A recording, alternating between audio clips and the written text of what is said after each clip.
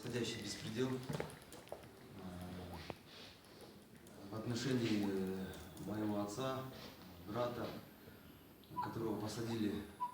Вы все знаете, что на протяжении 5 лет уже проводят расследование по мародерству, используя различные фальсификации, значит, уже по счету уже 4-й раз возбуждают уголовное дело. В предыдущий раз значит, при министре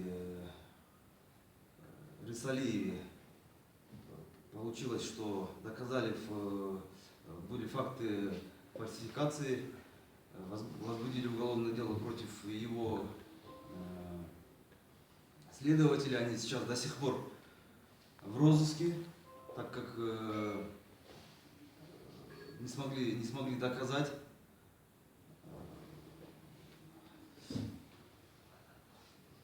В общем, на днях на отца выходили сотрудники ГКНВ с шантажом,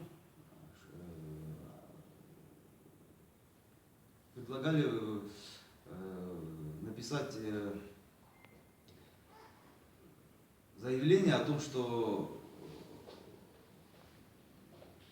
депутат Эмирбек Текебаев замешан в мародерстве, чтобы вытащить сына.